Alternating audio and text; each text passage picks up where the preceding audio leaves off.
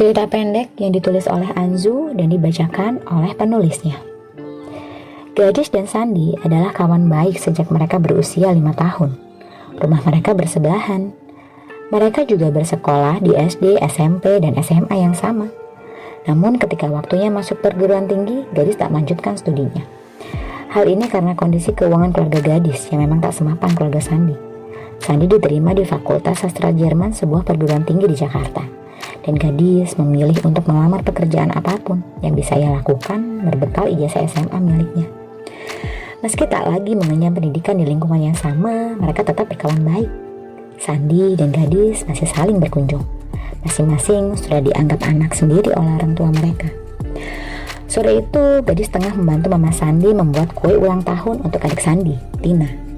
Sandi mengerjakan tugasnya di ruang tengah yang dekat dengan dapur. Jadi dia bisa sambil mengobrol juga dengan gadis. Tina ulang tahun yang keberapa mah? Tanya gadis sambil mencetak adonan kue pie. Yang ke-15, jawab Mama Sandi memotong buah untuk hiasan di atas kue pie. Udah gede juga ya, masih mau aja dirayain? Ujar gadis. Iya, sebenarnya juga bukan dirayain yang gimana-gimana, Dis.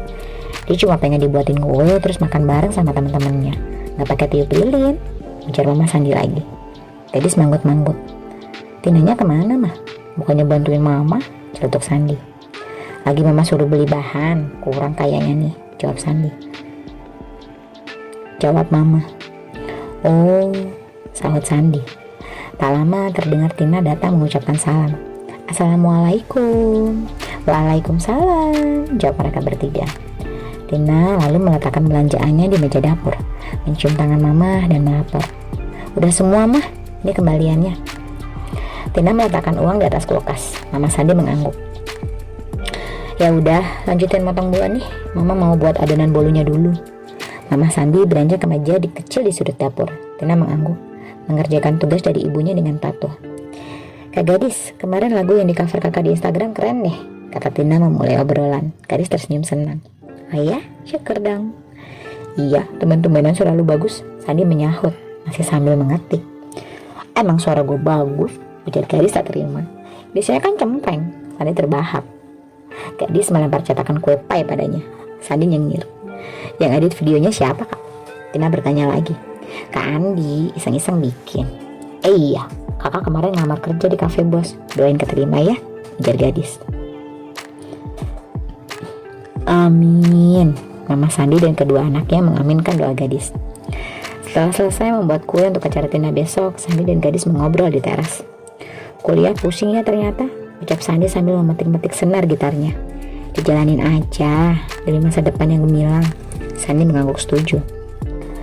Doain gue keterima kerja ya, lumayan bisa bantu-bantu papa bayar utang, ucap gadis pelan, takut terdengar Mama Sandi. Papa gadis memang sedang terlilit hutang dengan bank. Bekas meminjam dulu waktu mulai buka usaha restoran yang ternyata gagal. Sebenarnya Sandi sudah menawarkan jika gadis mau, ia bisa bantu berbicara dengan papahnya agar meminjamkan uang pada gadis. Namun gadis tak mau.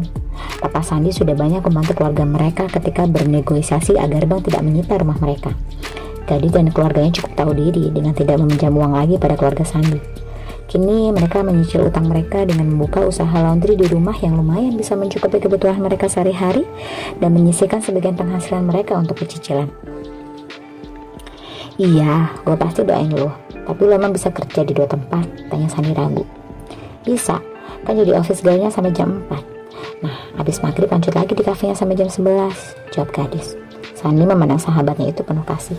Gadis memang kuat, secara lahir maupun batin. Kalau nggak yakin jangan dikerjain ya, gue nggak mau lo sakit. Uang bisa dicari lagi, tapi kesehatan mahal. Sandi mengingatkan. Gadis mengangguk. Iya, gue tahu kok. Nyanyi yuk. Sandi membetulkan latar gitarnya. Lagu kebangsaan kita aja. Selanjutnya membuat gadis tertawa. Lalu mereka memulai rutinitas harian malam mereka sebelum mereka berpisah. Bergegaslah kawan untuk sambut masa depan, tetap berpegang tangan, saling berpelukan, berikan senyuman untuk sebuah perpisahan. Kenanglah sahabat, kita untuk selamanya.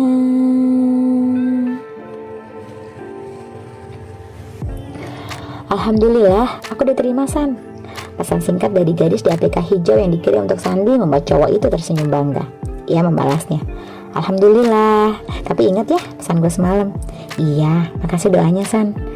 Sandi menghela nafas pelan, memasukkan kembali ponsel di sakunya. Ia sedang duduk di bangku kantin kampus. Kelas berikutnya dimulai setengah jam lagi. Sandi memilih duduk di sini sembari membaca buku, masih tersenyum untuk gadis. Sebuah pukulan kecil di bahunya mengejutkan Sandi. Mia, "Hei, senyum-senyum sendiri, gila lu ya," ucapnya meledek. Sandi menyeringai, "Enak aja, ini gue lagi seneng gadis keterima kerja." Mia mengernyitkan dahinya. "Gadis, tetangga sebelah rumah lu?" tanyanya memastikan. "Iya," jawab Sandi pendek. "Kok dia yang keterima kerja, lu yang senang?" Nada suara Mia terdengar berbeda, kayak ada cemburu-cemburunya gitu. "Ya seneng lah, sahabat gue lagi seneng." "Lu sahabatan doang apa pacaran sih sama dia?" Pertanyaan Mia yang terkesan menuntut membuat Sandi jengah. Sandi memang sudah sering dikira pacaran sama gadis karena hubungan mereka yang teramat dekat. Namun Sandi tetap tak suka jika ditanya seperti itu. "Apaan sih, gue emang sahabatan sama dia dari zaman kita masih ingusan. Lagian gue sama gadis bukan orang yang mau pacaran. Kita maunya langsung nikah aja nanti kalau udah ketemu orang yang bener-bener pas buat kita," kata Sandi menjawab pertanyaan Mia. Mia memandangnya penuh arti. "Pacaran aja sama gue," ucapan Mia membuat Sandi terperangah. "Emang lu mau sama gue? Gue suka sama lu dari dulu." Sandi tersenyum namun menolak. "Kan gue udah bilang barusan, gue gak mau pacaran. Gue beresin kuliah terus kerja baru deh mikirin soal pasangan. Kalau emang kita jodoh, kita pasti ketemu lagi, entah gimana caranya. Sekarang kita berteman baik aja dulu ya." Jawaban Sandi yang bijak membuat Mia makin menyukainya. "Oke," Mia menyetujui. Dalam hati ia berdoa, berharap semoga memang Sandilah jodohnya. Sandi sedang berfoto bersama teman-temannya setelah selesai acara wisuda kelulusannya. Tampak mama, papa, Tina dan gadis menemani Sandi di acara besarnya ini. Gadis senang Sandi bisa selesai kuliah tepat waktu. Ia sendiri tengah menunggu gelombang berikutnya pendaftaran kuliah kelas karyawan. Setelah cicilan hutang papa selesai 6 bulan yang lalu, gadis akhirnya bisa mengumpulkan uang untuk biaya studinya. Ia kini hanya bekerja di satu tempat saja, sebagai staf gudang di sebuah pabrik susu. "Dis, sini foto sama gue." Sandi menarik tangannya, mengajak berfoto. Lalu dengan satu tangan merangkul pundak gadis. Sandi mengambil swafoto dengan sahabatnya itu. Tampak Mia menghampiri mereka. "Hai Sandi," sapa Mia. Gadis tersenyum padanya. Mia lalu mengeluarkan tangan. Gadis menerimanya. "Aku Mia, kamu gadis kan?" Gadis heran Mia bisa tahu namanya. Gadis lalu mengangguk. "Kok tahu? Tadi sering cerita soal kamu." "Mudah-mudahan bukan cerita jelek ya," gadis bergurau. Mia tertawa mendengarnya. Dalam hati, gadis bertanya, kenapa Sandi malah tidak pernah menceritakan soal Mia? "Enggak lah, enggak ada yang jelek soal gadis. Paling doyan makan doang, mas suara cempreng." "Apaan sih?" Gadis mencubit lengannya. Sandi meringis. Mereka bertiga lalu berbincang bersama, mengangkatkan diri. "Dis, kalau menurut lu, Mia gimana orangnya?"